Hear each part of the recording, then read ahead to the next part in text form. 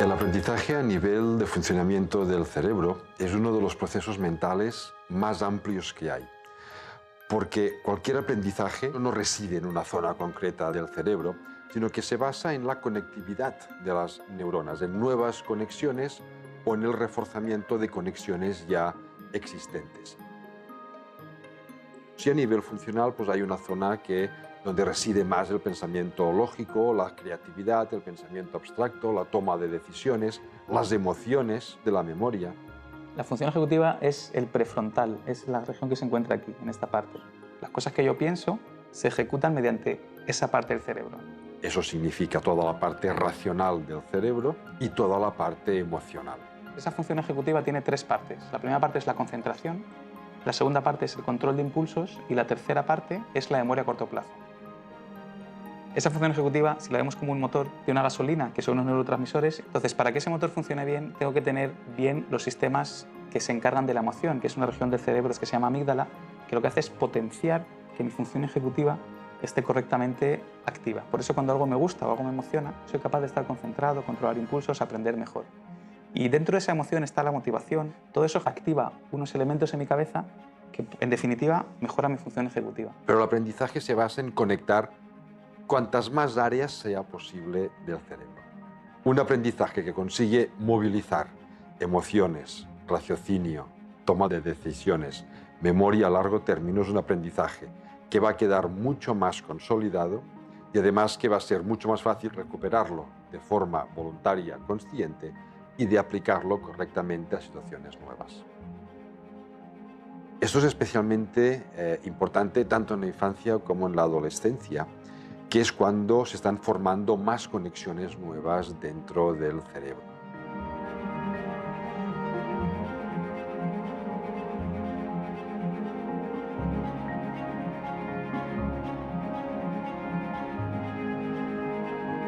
Realmente cada edad tiene un periodo que llamamos periodo sensible. Tenemos que educar teniendo en cuenta esos márgenes del periodo sensible, pero lo que no podemos es quemar etapas o adelantar etapas que van a llegar por su propio peso.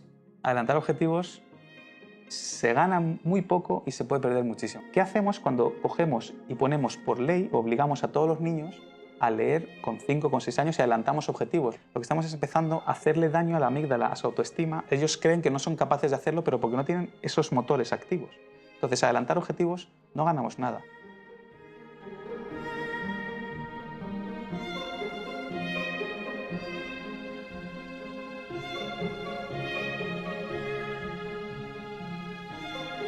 Forzar a lo que hace es que el cerebro asocie aprendizaje a malestar, a estrés, a aspectos emocionales negativos, lo que va a implicar después una menor capacidad de utilizar estos aprendizajes y sobre todo de utilizarlos en el contexto adecuado.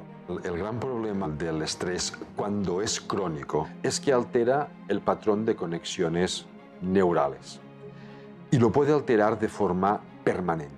El problema es cuando eso pasa pues, a los 6 años, a los 7, a los 8, a los 9, empiezan las reválidas. Si estas conexiones no se forman correctamente y el estrés crónico no deja que se formen correctamente, lo que genera es un cerebro más inestable, un cerebro que es menos capaz de gestionar sus emociones, menos capaz de gestionar su propia memoria, menos capaz de tomar la decisión acertada. Es decir, estamos haciendo unos adolescentes que cuando sean jóvenes van a tener más problemas de autogestión. Cuando tenemos estrés es imposible poder aprender.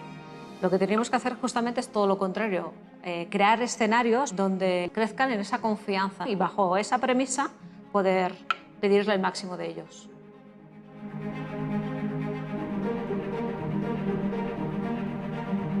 El tener unas reválidas, si eso se convierte en lo único importante y no el aprendizaje del niño, al final lo único importante es llegar a esos niveles de reválida, con lo cual no estamos respetando las velocidades diferentes a las cuales va desarrollándose el cerebro de los niños. Estamos dejando fuera a un montón de niños. Para acreditar lo que hemos aprendido sería hacer una propuesta de evaluación auténtica y eso poco tiene que ver con los exámenes. Nosotros tenemos una especie de educación bulímica. Yo te meto contenidos, tú me los vomitas en el examen y luego te olvidas. Por tanto, si hemos dicho que la evaluación tiene que ser muy auténtica, la manera de aprender tendría que también que ser muy auténtica, muy realista, muy significativa. Aprender realmente a partir de lo que les motiva, estimular esa capacidad de querer saber.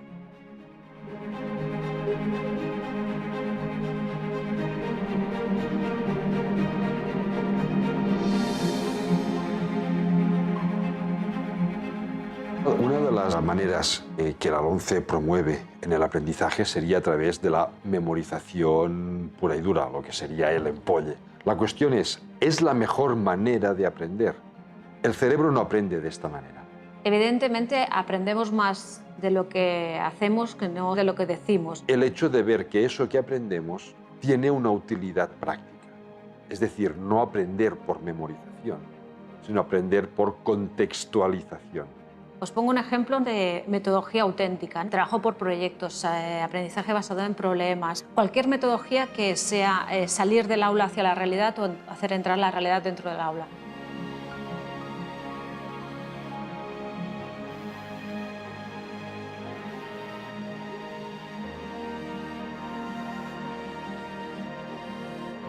Si la ratio de estudiantes por aula va aumentando, va en detrimento justamente de la calidad de ese aprendizaje, porque cada niño tiene su ritmo de aprendizaje, entonces tendríamos que dedicar una atención más individualizada para obtener de él el máximo rendimiento.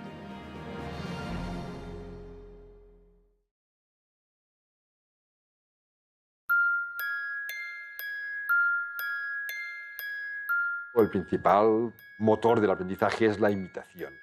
Y imitamos porque tenemos un determinado tipo de neuronas, se llaman neuronas espejo, que lo que permiten es reflejar en nuestro interior aquello que vemos fuera. No solo a nivel motor, a nivel de motivación, de creatividad, de emociones. La neurona espejo es lo que hace que entendamos, que empaticemos con los contenidos que estamos entendiendo. Si en vez de tener a todos mirando a una clase magistral fomentáramos la cooperación en el aula, el aprendizaje de todos sería mayor, porque el aprendizaje cooperativo es mucho más potente, porque se enciende nuestras neuronas espejo. Los seres humanos somos seres sociales y está clarísimo que aprendemos mucho más colaborativamente que no competitivamente. En sí nuestro cerebro trabaja colaborativamente, no se puede entender una función cerebral desunida, ¿no?, de las otras, por tanto, cuanto más colaborativo es el aprendizaje, más y mejor vamos a aprender. Una educación excesivamente individualista que priorice la competencia entre alumnos no es un reflejo de lo que después va a ser la vida adulta en sociedad.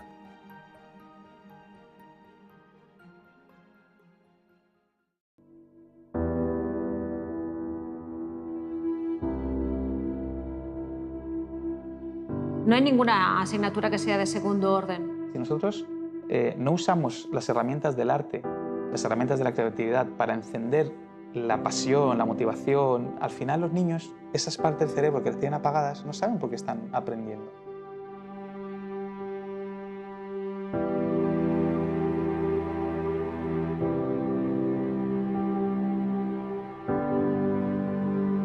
La adquisición de conocimientos precisa siempre motivación.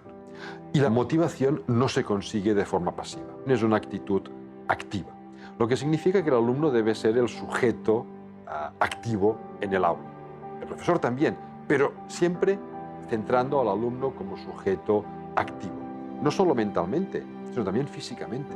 Tener un alumno sentado durante 3 horas en un aula no tiene ningún sentido desde el punto de vista del aprendizaje. El que niños estén sentados tanto tiempo en un aula es antinatural. El ejercicio físico en general lo que hace es que mejora la oxigenación cerebral. Después de hacer un ejercicio, sobre todo aeróbico, mi cerebro funciona mejor. Que la educación física no solo mejora la coordinación motora, sino que se produce una sustancia, se denomina irisina, que viaja de los músculos hacia el cerebro y favorece la plasticidad neural. Y precisamente la plasticidad neural es la base del aprendizaje.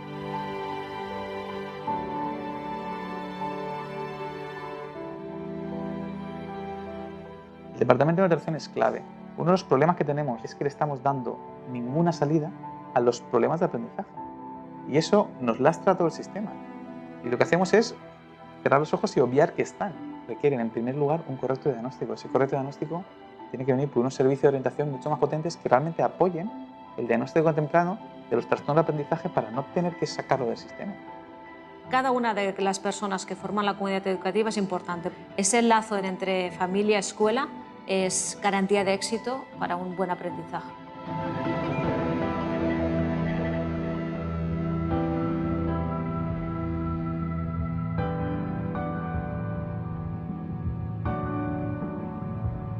Estamos cogiendo niños y metiéndolos en un sistema que es un fracaso y los metemos a presión.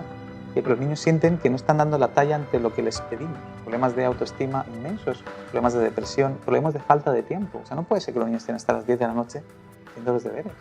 Luego, ¿cómo le vas a pedir que le guste estudiar? Es que es imposible. Es imposible que su amígdala se encienda cuando le pedimos que siga aprendiendo. Lo que estamos haciendo es desmotivando. Los riesgos y problemas que pueden surgir si aplicamos la ley tal cual es... estamos excluyendo a muchos chicos del sistema educativo. No hay nada más bonito que aprender, pero para ellos no, porque llevamos diciéndole muchísimo tiempo que esto no es bonito, esto es obligatorio.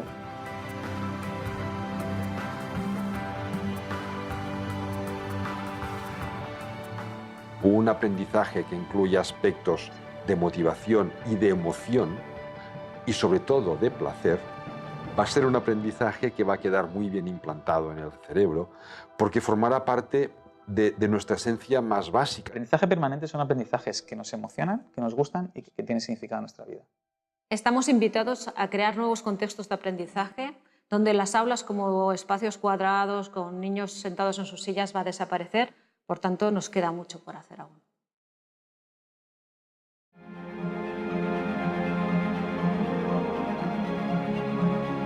Siempre tenemos que confiar en esa capacidad que tiene el maestro de hacer suya ese espacio educativo que es el aula y son los estudiantes, ¿no? Y es con la complicidad de ellos que se puede llegar hasta donde queramos llegar. Yo he visto profesores que están cambiando colegios enteros, porque él se lo cree profundamente en la educación y quiere generar esa transformación. Vamos a potenciar a esos profesores, vamos a cuidarlos y vamos a darles un apoyo científico y decir, perdón, lo que estáis haciendo vosotros tiene mucho más que ver con la ciencia que el que está siguiendo un método que es absurdo, que es un método fracasado, que se crean que otro tipo de aprendizaje es posible.